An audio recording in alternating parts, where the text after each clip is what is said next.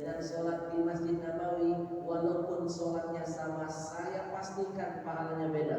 Di Masjid Nabawi 1000 kali lipat. Bapak Ibu sholat di masjid manapun dengan sholat di Masjidil Haram Makkah Al-Mukarramah, walaupun sholatnya sama, rakaatnya sama, saya pastikan pahalanya beda. Di sana 100.000 kali lipat. Kenapa bisa beda? Jawabannya syaraful makan, karena tempat yang membedakannya. Sampai di sini paham? Paham. Yang kedua, yang membuat pahala bisa beda meskipun ibadahnya sama, syaraful amil, keistimewaan siapa yang sudah melakukan kebaikan itu. Saya kasih contoh. Kalau orang kayak saya yang gak punya apa-apa, saya orang miskin ilmu, miskin amal, saya tawadu, pahala saya 1. Tapi kalau kayak Ustadz Atul Fahmi, LC, MAG, alumni dari Yaman, gurunya ulama besar. Ibu tahu Yaman di mana? Yaman, Lubuk Linggau belok kanan.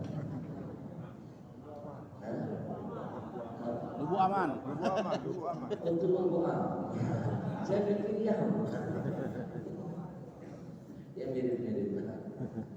Kalau ada orang kayak Pak Sekda dengan segala kelebihannya masih bisa tawadu, double pahalanya.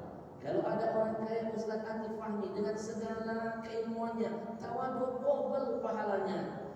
Orang miskin, orang kaya dermawan, pahalanya 1. Orang miskin dengan kemiskinannya masih bisa dermawan, double pahalanya.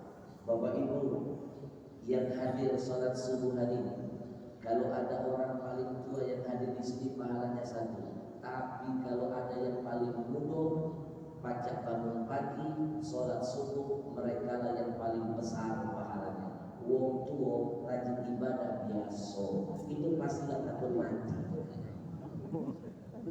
Betul? Betul. Sampai di sini paham? Jingok siapa yang melakukan kebaikan itu, double pahala. Faktor ketiga yang membuat pahala kita berlipat ganda meskipun ibadahnya sama, syarafuz zaman, keistimewaan timingnya, waktunya ketika kita melakukan kebaikan. Salah satunya ada hubungan dengan hari ini, hari Jumat, Yaumul Mubarak, Jumat Mubarakah, hari raya buat kita. Apapun kebaikan yang dilakukan pada hari ini, pahalanya saya pastikan berbeda dengan kebaikan yang dilakukan di hari-hari lain. Bapak Ibu sholat subuh, Bapak Ibu apalagi tadi sholat subuh kita diimami oleh imam kita dengan suara yang merdu. Saya berada di belakangnya terasa di Masjidil Haram, terasa seperti mendengar suara Imam Sudais yang beliau bacakan tadi ayat sajadah. Berkah lagi terus bertambah. Dalam hadis Nabi ceritakan, idza qara'a ibnu Adam as-sajdata fasajada i'tazala asy-syaitan yabki yaqulu ya waila ya waila ya waila. Riwayat yang kedua, ya waili ya waili ya waili. Kalau ada anak Adam kita semua ini membaca ayat sajadah lalu kita sujud sajadah, i'tazala syaitan, syaitan itu lari, terbirit-birit, teriak sambil menangis, celaka aku, celaka aku, celaka aku. Berapa banyak setan hari ini lari dari kita, terbirit-birit, teriak, celaka, tekor. Bu, Ibu, alhamdulillah kajian ini kita lakukan di hari yang berkah. Masya Allah, saya yakin pahalanya pasti berlipat ganda. Alhamdulillah. Tadi kita awali kajian ini dengan sholat subuh berjamaah. Bapak Ibu, dari 5 waktu sholat, coba saya mau tanya, yang pertama sholat apa? Isya. Kemudian subuh, kemudian zuhur. Kemudian dari 5 sholat ini hanya 1 sholat yang memiliki 2 nama. Kalau isya tetap isya, maghrib tetap maghrib, zuhur tetap zuhur, asar tetap asar. Cuma sholat subuh di antara keistimewaan yang punya 2 nama. Satu namanya sholat fajar, kedua sholat subuh. Tidak mungkin ini kebetulan, pasti ada keistimewaan lagi yang bisa membuat pahala berlipat ganda. Alhamdulillah. Dan terus bertambah keberkahan kita hari ini. Di antaranya semua yang hadir hari ini, yang bangun pagi sholat subuh, itu termasuk orang-orang yang mendapatkan doa dari Nabi Muhammad. Maaf, kita dapat doa dari guru-guru kita, senangnya minta ampun. Ini yang mendoakan kita Nabi. Doanya pasti dijawab, pasti berkah menghampiri. Apa doa Nabi buat kita? Allahumma barik li ummati fi bukuriha. Ya Allah, berikan keberkahan kepada umatku yang mau bangun subuh, yang mau sholat subuh. Alhamdulillah. Alhamdulillah wa syukrulillah. Alhamdulillah wa syukrulillah. Alfa salatin wa salamin li rasulillah. Alfa salatin wa salamin li rasulillah. Singkat padat, sudah hampir 20 menit berlalu. Karena jam tangan ketinggalan, terpaksa pakai stopwatch. 20 menit. Masih ada waktu? Terus panjang. Lanjut. Yang jut. Yang kompak dong. Lanjut. Terus apa?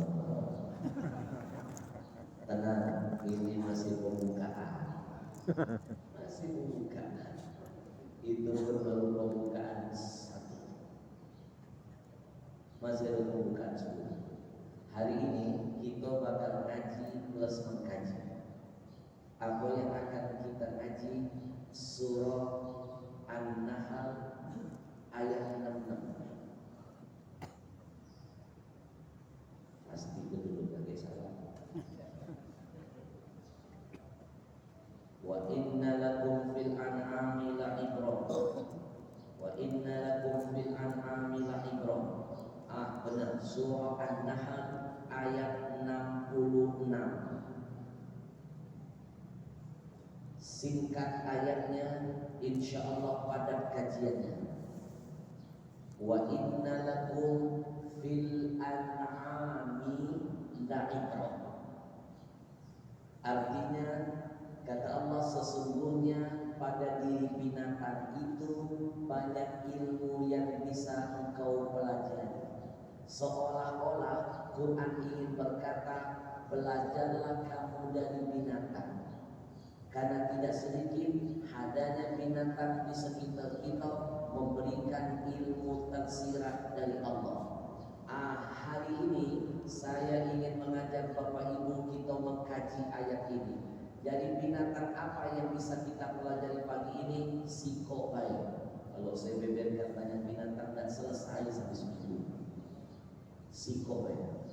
Belajarlah dari ayam. Ibu, jangan pernah meremehkan adanya ayam di tengah-tengah kita. Jangan pernah mencela adanya ayam. Nabi pernah bersabda, la tasubbudi fa innahu yuqitu 'ala shalah. Jangan pernah meremehkan ayam, karena ayam itu diciptakan Allah, dia galak bangunkan kita sholat. Bu, ibu, Bahkan hadirnya ayam memberikan berkah buat kita. Apa berkahnya? Simak hadis Nabi yang kedua. Idza sami'tum siyahadiyaka fas'alullaha min fadli fa innaha ra'at malakan. Kata Nabi, kalau kalian mendengar ada ayam berkuku, maka angkat tanganmu, mintalah karunia dari Allah. Angkat tanganmu, berdoalah. Ngapa disuruh berdoa? Karena ayam itu sedang melihat malaikat ngentol ke doa kita. Insya Allah doa kita diaminkan oleh malaikat. Betul? Bu, Ibu, maka saya teringat ada Habib Ja'far Al-Marhum.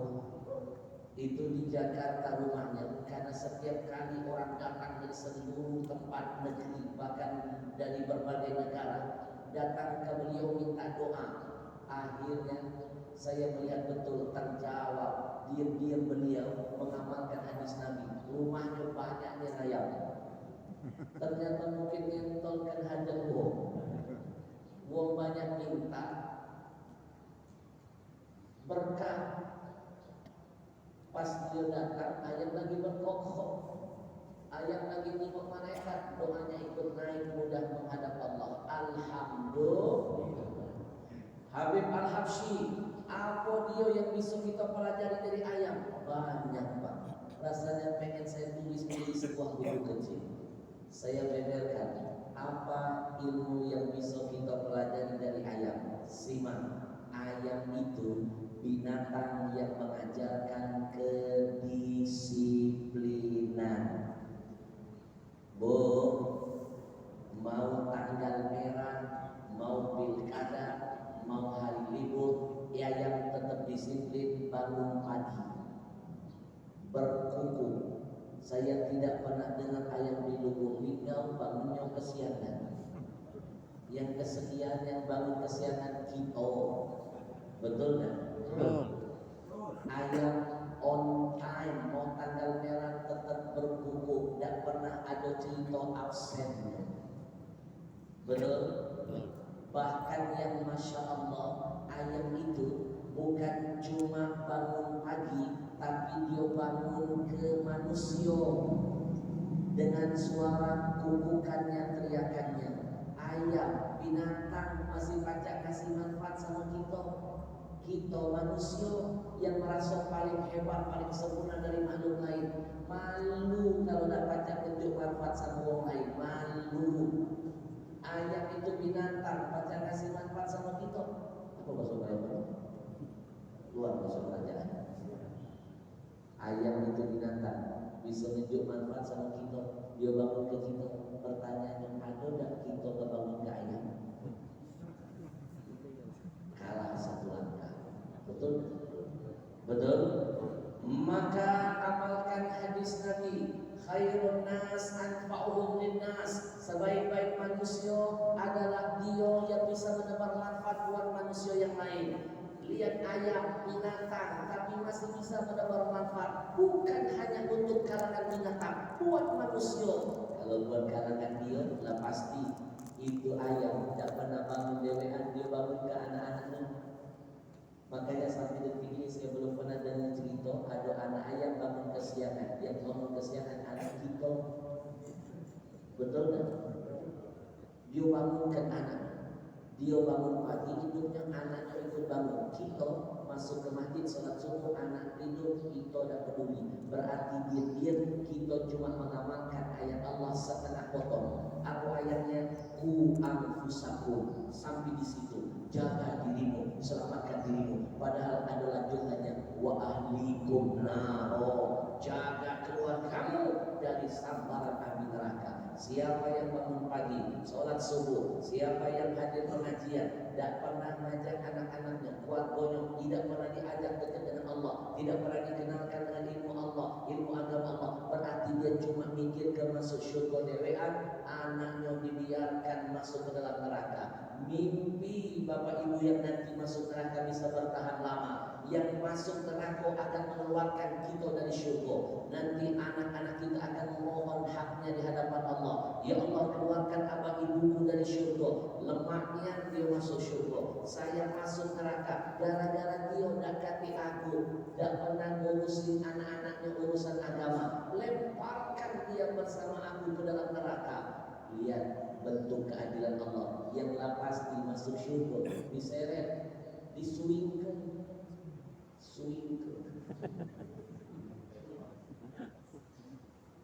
Dari surga masuk ke neraka, itu baru siko anak yang protes. Mama kalau punya 10 anak 10 tidak jalan. Disumbang ke mereka. Betul? Betul.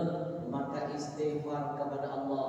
Kalau ketika suami berkata kepada istri, Mama bangunkan anak kita salat subuh, bangunkan. Wah, biarlah, budak itu masih kecil, kesian semalam begadang nonton bola. Hati-hati ibu-ibu, kalimat model macam ini langsung menjerumuskan kita dalam dosa musyrik. Musyrik dalam urusan cinta. Ketika mencintai anak melebihi cinta kita kepada Allah, musyrik sudah urusannya. Betul? Maka istighfar kepada Allah. Astaghfirullah.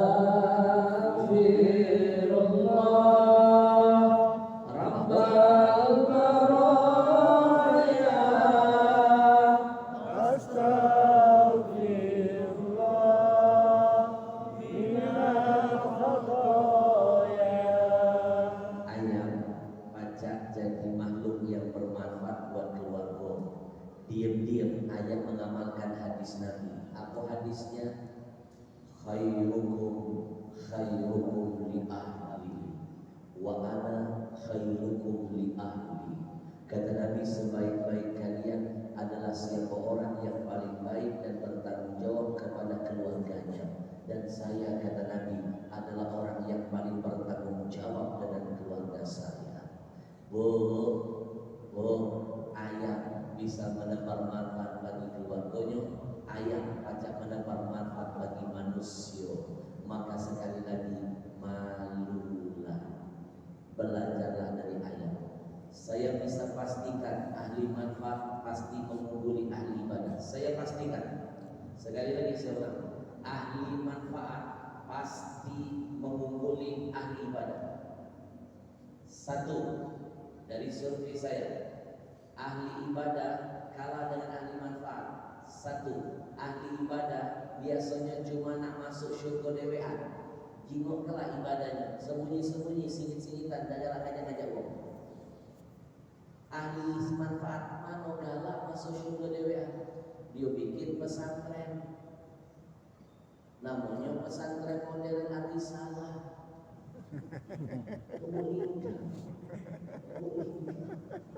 Ayam tidur di sana berapa malam, nyenyak tidur. 8 hektar saudara, masya Allah. Kemarin launching santrinya menciptakan sabun Ar-Razi itu penemu kimia pertama dari kalangan kaum muslimin.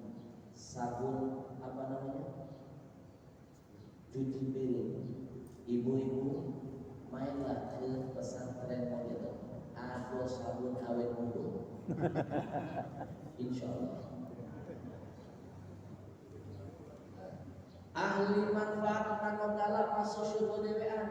Dia bikin pesantren, dia bikin masjid, dia bikin majelis taklim, dia bikin kelompok tadarusan bareng, dia bikin kelompok wiridhan sama-sama. Ini konsep ngajak masuk syurga kami berjamaah. Kalau bahasa Inggrisnya berdegu. Bapak Ibu, khusus untuk penonton TV